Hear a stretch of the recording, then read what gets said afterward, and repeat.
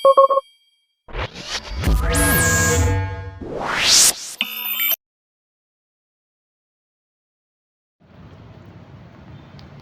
teman-teman, sekarang kita mau masuk ke BIOS ya. Kita nyalakan tombol delete untuk masuk ke menu BIOS.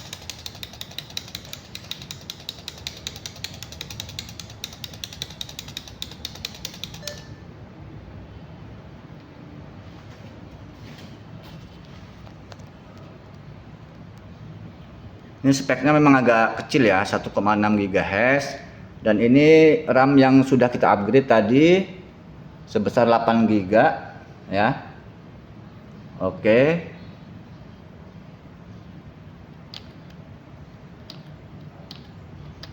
Secure boot sudah disable. Secure boot disable. Oke, lanjut.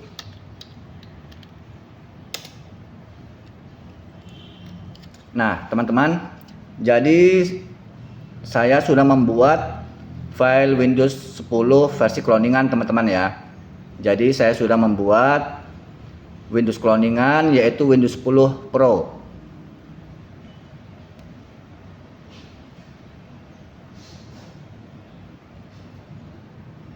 File Windows cloningan ini sebelumnya saya sudah menggunakan sysprep teman-teman ya, sebagai proses persiapan sebelum instalasi Windows cloningan. Saya menggunakan sysprep. Setelah sysprep kemudian menggunakan flash disk bootable DLC boot 2017 teman-teman ya. Lalu saya mengcloning dengan menggunakan Acronis True Image 2017. Nah, sekarang saatnya kita coba merestore atau merecovery Windows cloningannya. Apakah berhasil? Oke.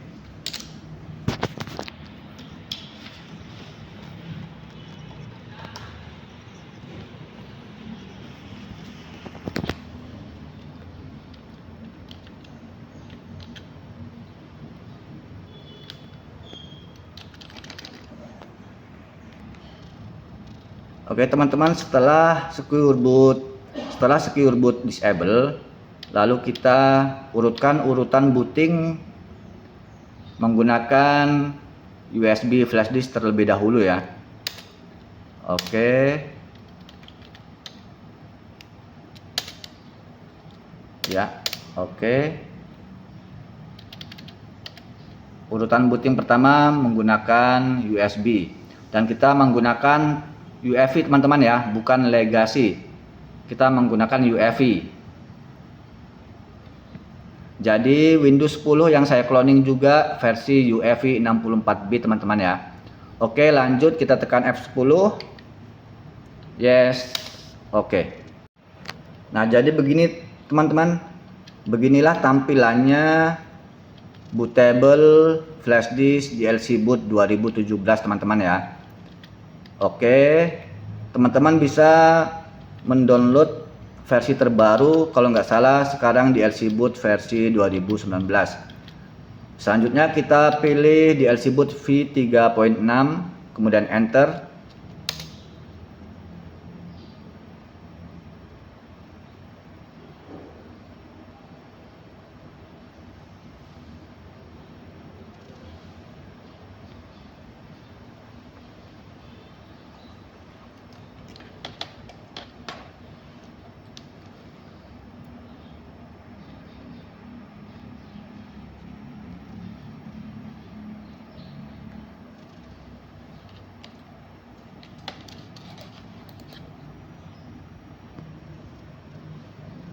Nah, jadi seperti inilah tampilannya desktop DLC boot 2017 teman-teman.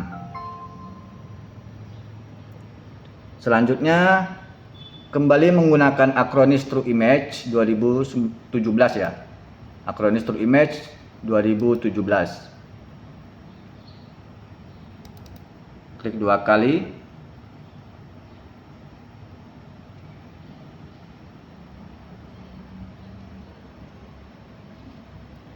Oke, kita maximize dulu biar enak.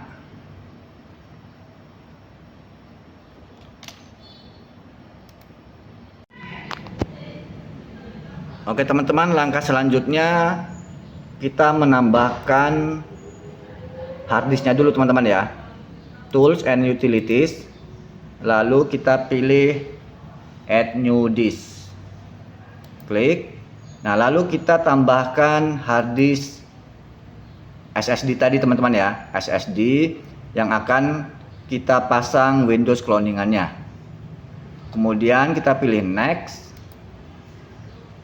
Kemudian kita pilih GPT teman-teman ya, karena UEFI adalah partisi GPT. Kemudian Next lagi. Proses. Oke. Recovery, Disk and Partition Recovery. Oke, Next. Kita pilih Next lagi. Lalu kita pilih Disk 1. Ini adalah partisi yang sebelumnya kita sudah buat sebelumnya ya. Next lagi. Nah, di sini kita pilih, oke, ulangi, kita klik New Location, lalu kita pilih harddisknya teman-teman ya. Oke, kemudian Accept, kemudian Next, kemudian kita New Location lagi, kita pilih lagi Unallocated, Accept, kemudian New Location lagi. Oke, Accept, lalu Next, yang terakhir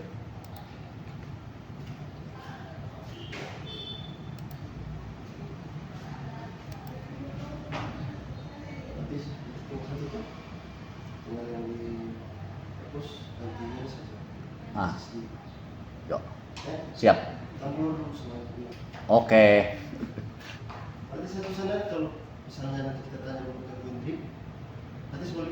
Boleh kita tes dulu toh. Itu. Oke. Ya. Baru 2 nih, satu lagi nih. Oke. Lalu yang terakhir unallocated lagi, ulangi ya. New location. Nah, di sini ada setting partition 1.1, setting of partition G, setting of partition C ya, sorry, setting of partition C. Oke, yang terakhir new location. Kita pilih unallocated lagi teman-teman ya. Lalu kita pilih accept. Nah, kemudian kita pilih next. Kemudian kita klik harddisk SATA-nya. Lalu kita pilih next. Kemudian klik proses.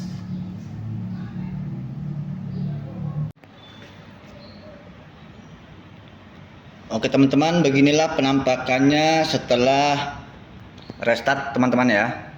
Setelah restart, kemudian booting awalnya. Ini penampakan booting awalnya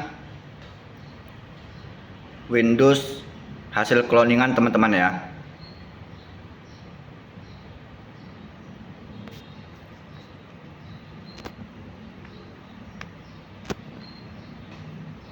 Jadi Windowsnya kembali ke pengaturan awal teman-teman ya, seperti pertama kali install.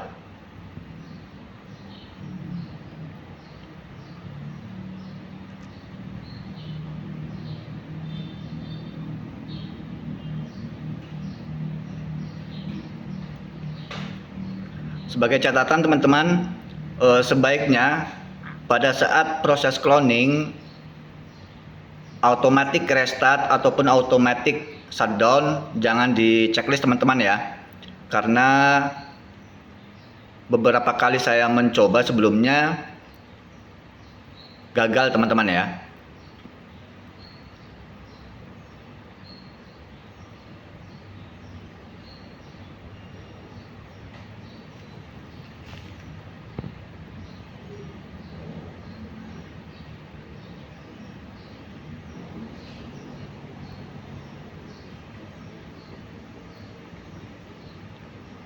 Kenapa saya tidak merekomendasikan automatic restart ataupun automatic shutdown pada saat proses cloning? Karena pada sesi terakhir di situ ada sinkronis, ada penyinkronan teman-teman ya. Ada penyinkronan Windows yang kita cloning teman-teman. Di situ ada proses penyinkronan. Jadi saran saya sih automatic restart ataupun automatic shutdown nggak usah di checklist teman-teman ya. Karena ketika selesai penyinkronan pada saat terakhir itu nanti ada pilihan untuk restart kok teman-teman. Baru kita restart.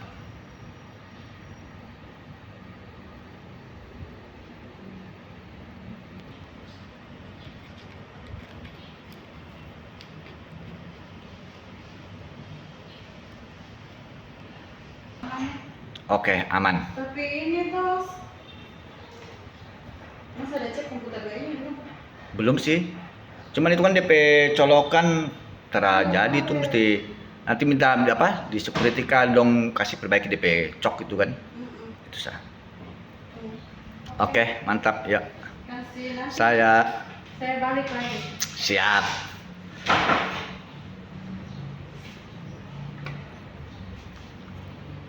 Oke. Lanjut teman-teman. Untuk setting bahasa kita pilih bahasa Inggris saja ya. Oke, yes. Jadi inilah teman-teman ketika kita mengcloning Windows dengan menggunakan proses sysprep terlebih dahulu teman-teman ya. Hi there, I'm Cortana, and I'm here to help. A little sign in here, a touch of Wi-Fi there, and we'll have your PC ready for all you plan to do. You can use your voice or the keyboard along the way, and if you'd like me to stay quiet, you can just mute your PC. If you need an assistive screen reader, press the Windows, Control, and Enter keys at the same time to enable narrator. Okay, enough intro. Let's dig in. Your region is set to United States. Is that Oke, right? kita yes saja.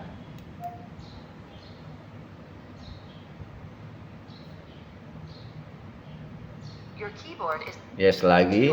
Skip.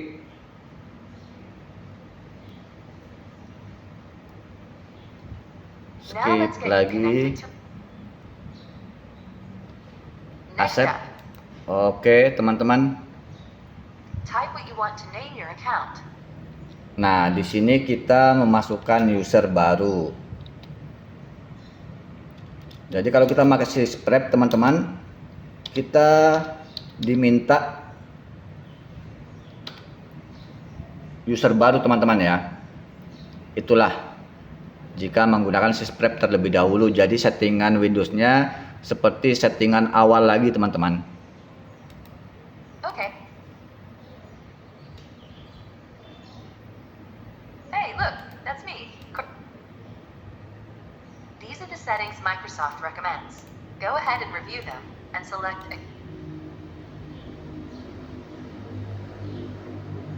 Okay, that's the last step. Almost done now. We just need to get a few more things polished up for you, and Windows will be all yours. Looking forward to helping out.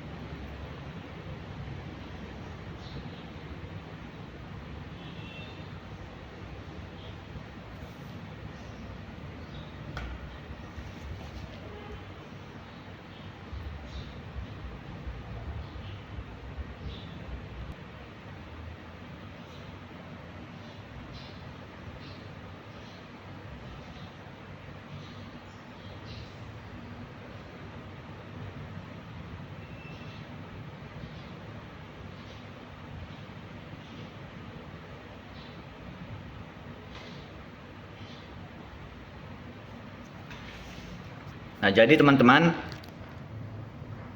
aplikasi-aplikasi yang sebelumnya kita sudah install terlebih dahulu itu tetap aman teman-teman ya, jadi nggak hilang. Jadi aplikasi-aplikasi yang kita install sebelumnya menggunakan Sysprep ini tidak hilang teman-teman ya, yang hilang hanya drivernya. Yang hilang hanya drivernya dan settingan kembali ke settingan awal, termasuk usernya teman-teman ya, membuat user akun baru. Nah, sebelumnya saya sudah masukkan juga, saya sudah install Microsoft Office. Kita coba teman-teman ya, kita coba Office-nya.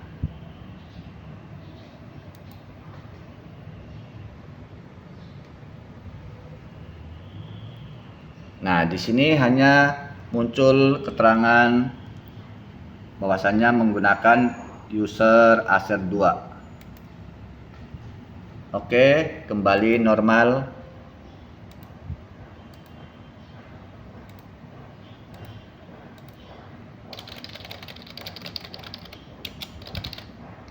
Jadi aplikasinya yang diinstal tetap aman teman-teman ya, tidak bermasalah. Yang hilang hanya drivernya.